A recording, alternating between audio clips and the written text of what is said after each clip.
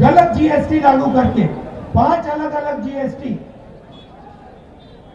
28% तक टैक्स लागू करके उन्होंने जो बच गए थे उनको भी उड़ा दिया।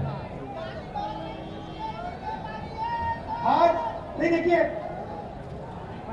पार्लियामेंट में हमने बात उठाने की कोशिश की और जब भी हम पार्लियामेंट में बात उठाते थे, जैसे ही हमने बात उठाई, मैं आपको दिखाता हूं क्या होता था, ऐसे माइक ऑफ हो जाता था।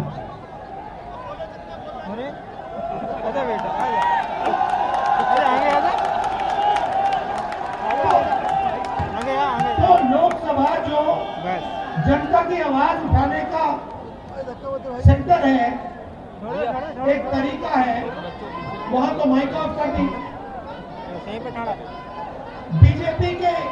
बीजेपी ने, अच्छा, मैंने शुरुआत में कहा, भाइयों और बहनों, प्रेस के हमारे मित्र तो हैं, मगर हमारी बात कभी नहीं उठाते।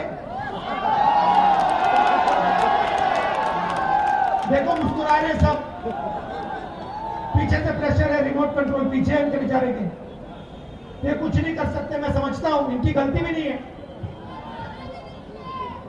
तो मीडिया हमारी बात नहीं उठाती, सिर्फ हमारी नहीं, विपक्ष की बात नहीं उठाती।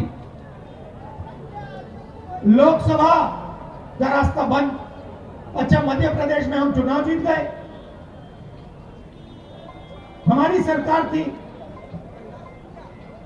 और करोड़ों रुपए लेकर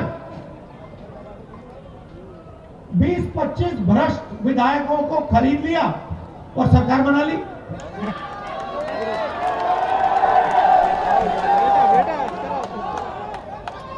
मेरा कहना है, हमने भारत जोड़ो यात्रा क्यों शुरू की? क्योंकि सब लोकतांत्रिक रास्ते बंद थे। लोकसभा बंद,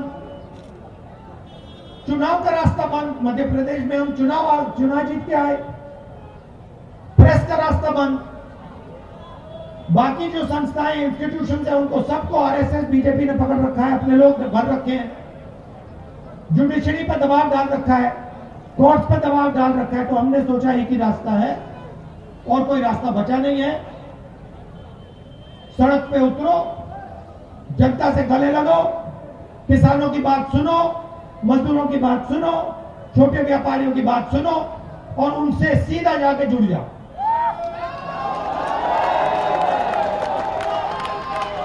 हमने सोचा भी नहीं था, मैं आपको सच बता रहा हूं, हमने सोचा भी नहीं था कि इतनी शक्ति, इतना प्यार, इतना सपोर्ट हिंदुस्तान के लोग, मध्य प्रदेश, महाराष्ट्र, केरला, आंध्र, तेलंगाना, तमिलनाडु के लोग इस यात्रा को देंगे। आप मेरा चेहरा देखो, देखो ये चेहरा देखो मेरा, ये आपको अभी कमलनाथ जी ने मुझसे पूछा, निकले मेरे साइड से, मुझसे पूछते हैं, राहुल तुम थके नहीं हो? भाई और बहनों, मेरा चेहरा थका हुआ दिख रहा है? मैं 2000 किलोमीटर चला हूं, 2000, कोई थकान नहीं, एक सेकंड की थकान नहीं। सुबह उठता हूं, मैं आपको बता रहा हूं, सुबह उठता हूं, चलना शुरू करता हूं और जितनी आसानी से मैं 6 बजे सुबह चलता हूं, उससे तेज मैं 8 बजे रात को चलता हूं। तो ये क्यों हो रहा है? अजीब सी बात है, 2000 किलोमीटर चल गया हूं।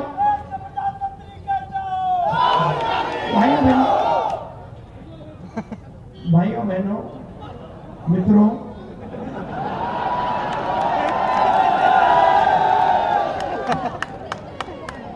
अच्छा, यात्रा में दूसरी बात होती है, यात्रा में हम 8 घंटे चलते हैं, 8 घंटे चलते हैं और आपकी बात सुनते हैं, ज्यादा नहीं बोलते। मैं ज्यादा टाइम चुप रहता हूं। जो मित्र मेरे साथ चल रहे हैं उनसे आप पूछ लो। आज मेरे साथ किसान चले हैं, युवा चले हैं, माताएं बहनें चली हैं, व्यापारी चले हैं, पंडित चले हैं, मैं बोलता नहीं, मैं सुनता हूं। 2-3 सवाल पूछता हूं, कैसे हो, परिवार कैसा है, क्या कर रहे हो, क्या मुश्किल है, किन चीजों को बदला जा सकता है, यह सवाल पूछता हूं और सुनता हूं। 8 घंटे सुनता हूं और घड़ी देख लेना आप, 15 मिनट 20 मिनट में बात करता हूं। मतलब 8 घंटे सुनता हूं, 15-20 मिनट बोलता हूं। मतलब 8 घंटे आपकी मन की बात चलती है, 15 मिनट मेरी मन की बात चलती है। इसीलिए मैं भाइयों बहनों को कह रहा था 15 मिनट मेरे हैं, 15 मिनट तो बोलने दो। तो ये यात्रा हमने नफरत, हिंसा, डर के खिलाफ शुरू की। देखिए, हिंदुस्तान नफरत का देश नहीं है, हिंसा का देश नहीं है। सच बताऊं तो हिंसा और नफरत जैसी कोई चीज नहीं होती। डर होता है, जिसके दिल में डर होता है वो हिंसा करता है, वो नफरत फैलाता है। जिसके दिल में डर नहीं होता है वो हिंसा और नफरत नहीं फैला सकता, उसके दिल में होती नहीं। मेरा कहना है जो हिंसा होती है वो डर का एक रूप होता है, जो नफरत होती है वो डर का एक रूप होता है। और जो बीजेपी की सरकारें होती हैं वो जानबूझकर डर फैलाती है। आप पूछोगे किसके दिल में डर, मैं बताता हूं। आप किसी भी किसान से बात करो और उससे पूछो, भाई बताओ तुम्हें कांग्रेस सरकार के समय डर लगता है या बीजेपी की सरकार के समय डर लगता है? सब के सब आपको कहेंगे डर हमें बीजेपी की सरकार के टाइम लगता है। फिर पूछो क्यों, और कहेंगे देखिए बीजेपी की जो सरकार होती है वो किसान की मदद और किसान की रक्षा नहीं करती। खेती आसान काम नहीं होता। किसी ने मुझे कहा ओ आप 2000 किलोमीटर चल लिए, ये कोई मुश्किल काम नहीं है। हिंदुस्तान का किसान 2000 नहीं, अपनी जिंदगी में 30-40 हजार किलोमीटर चलता है, आगे पीछे खेत में, सही बात नहीं, इन्हीं सड़कों पे चलता है। तो असली काम वो करता है। अब उसको क्या जरूरत होती है? उसको फर्टिलाइजर, बीज, बीमा, इन चीजों की जरूरत होती है। उसको सही बीज नहीं मिलता, फर्टिलाइजर के दाम दुगने हो जाते हैं, 4 गुना। पोटाश का क्या दाम है? 2200। पहले क्या होता था? 400। तो सबसे पहले ये किसान के दिल में डर भर देते हैं। 24 घंटा काम करता है, 4 बजे सुबह उठता है, आधी रोटी खाता है, और फिर जब उसका समय आता है, चाहे गेहूं हो, सोया हो, केला हो, बेचने का समय आता है, तो दिल्ली में बीजेपी के लोग एक्सपोर्ट इंपोर्ट की पॉलिसी बदल देंगे और दाम को गिरा देंगे। तो पूरी की पूरी मेहनत 2-3 दिन में गायब हो जाती है। एमएसपी नहीं दिलवाएंगे। और अगर किसी किसान का खेत बर्बाद हो जाए, आंधी आ जाए, तूफान आ जाए, बीमा का पैसा मध्य प्रदेश में उसको नहीं मिल सकता। ऐसे किसान के दिल में ये डर पैदा करते हैं। युवाओं के दिल में डर कैसे पैदा करते हैं? तो युवाओं को रोजगार कौन देता? भैया ये एम्बुलेंस है क्या? युवाओं को क्या चाहिए होता है? युवा क्या चाहता है? रोजगार। अब अच्छा, अब रोजगार देता कौन है? ये जो प्रधानमंत्री जी के 2-3 मित्र हैं, ये रोजगार नहीं देते देश को। ये ज्यादा से ज्यादा 50,000, 1 लाख, 2 लाख लोगों को रोजगार दे सकते हैं, अगर पूरा मिला दो। रोजगार कौन देता है? रोजगार छोटा व्यापारी देता है। सही सिर हिला रहे हो? सही। रोजगार स्मॉल और मीडियम बिजनेस जो चलाता है, जो हिंदुस्तान में लाखों हैं, कोई 300 लोगों को रोजगार देता है, कोई 500 को, कोई 2000 को, कोई 10,000 को। छोटे छोटे मिडिल साइज बिजनेस, जैसे यहाँ पे दुकानें हैं, इन दुकानों में लोगों को रोजगार मिलता है। ऐसी लाखों करोड़ों दुकानें हैं हिंदुस्तान में, ये रोजगार देते हैं। रोजगार पब्लिक सेक्टर से मिलता है। BHEL जैसी कंपनी, हिंदुस्तान रेलवेज, सेना, CRPF, BSF और प्राइवेट सेक्टर में जो छोटी और मिडिल साइज कंपनी है उधर। अब इन्होंने क्या किया? युवाओं को डराने के लिए सबसे पहले इन्होंने नोटबंदी, GST लागू की और जो रोजगार देने की रीढ़ की हड्डी उसको उड़ा दिया। तो आज हिंदुस्तान में युवाओं को रोजगार नहीं मिल सकता, खत्म। मध्य प्रदेश में आप कुछ भी कर लो, यहां पे युवाओं को रोजगार नहीं मिल सकता, क्योंकि रीढ़ की हड्डी तोड़ दी। जैसे ये खड़े हैं, अगर हमने इनकी रीढ़ की हड्डी तोड़ दी, ये खड़े नहीं हो पाएंगे, खत्म कहानी। जो करना है कर लो। वो हिंदुस्तान का स्मॉल और मीडियम सेक्टर है, उसके साथ नरेंद्र मोदी जी ने वो किया है। ये पॉलिसियां नहीं थी भाइयों बहनों, ये हथियार है। नोटबंदी, GST पॉलिसी नहीं है, हथियार है। छोटे व्यापारियों को, किसानों को, मजदूरों को, स्मॉल और मीडियम बिजनेसेस को मारने के हथियार है। और इन हथियारों को चला दिया और रीढ़ की हड्डी तोड़ दी। अब दूसरा रास्ता, public sector, railways, BHEL, army, ये दूसरा रास्ता है युवाओं के लिए, है ना। प्राइवेट, पब्लिक सेक्टर को प्राइवेट कर दिया, रेलवेज को बेच रहे हैं, BHEL को बेचने की तैयारी हो रही है, पेट्रोल कंपनीज बेच रहे हैं। जो भी आपकी पूंजी थी, कभी आएंगे, कभी आएंगे। पब्लिक सेक्टर का रास्ता बंद कर दिया। और जो आखिरी रास्ता था, जो भैया ये हमारा झंडा, ये इसको आगे लाओ, तिरंगे को यहां लाओ, मैं दिखाना चाहता हूं।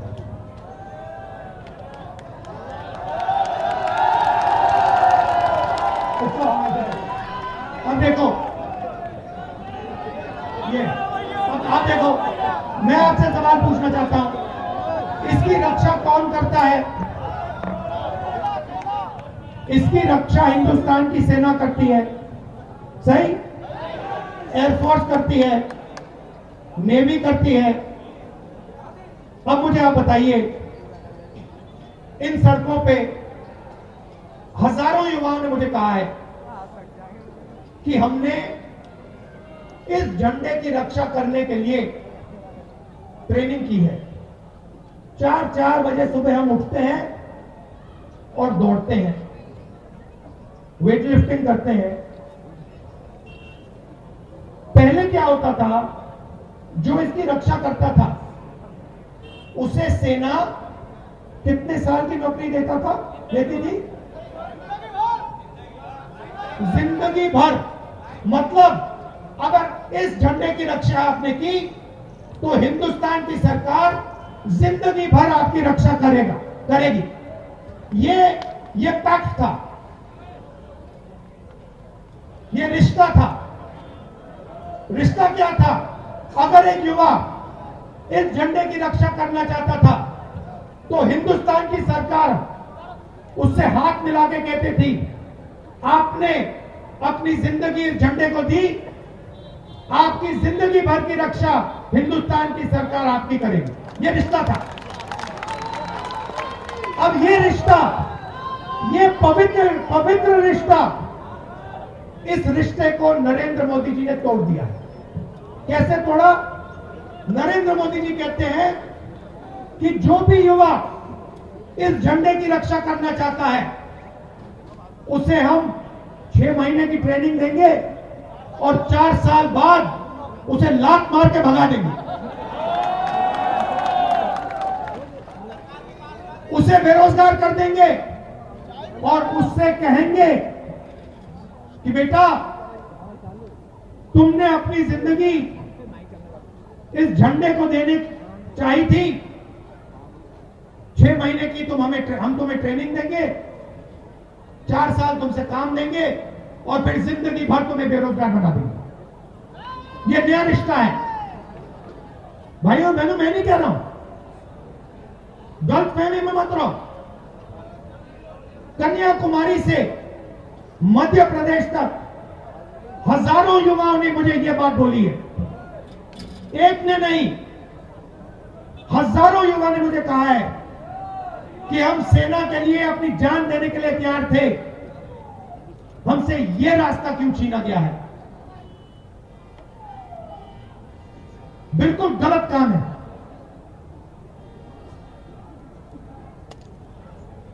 तो सारे के सारे रास्ते बंद कर दिए, सेना का रास्ता बंद कर दिया, पब्लिक सेक्टर का रास्ता बंद कर दिया, सरकारी नौकरियां जो होती है उसका रास्ता बंद कर दिया। क्यों? डर पैदा करना चाहते हैं किसानों के दिल में, युवाओं के दिल में, मजदूरों के दिल में। क्यों? क्योंकि भाई और बहनों उस डर को वो नफरत में बदलना चाहते हैं, भाई को भाई से लड़ाना चाहते हैं। क्यों? क्योंकि हिंदुस्तान के 3-4 सबसे बड़े अरबपतियों को आपका पूरा का पूरा धन पकड़ाना चाहते हैं। यह सच्चाई है।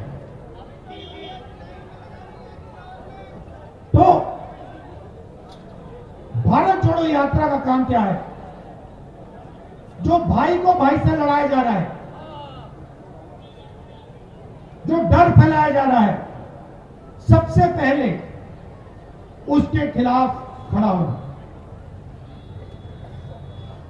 एक बात मुझे बताइए, बुरहानपुर जो है किस लिए जाना जाता है? बताइए, ये नफरत के लिए जाना जाता है क्या? क्या कहते हैं कि बुरहानपुर नफरत का सेंटर है? ना, कहते हैं बुरहानपुर मोहब्बत का सेंटर है।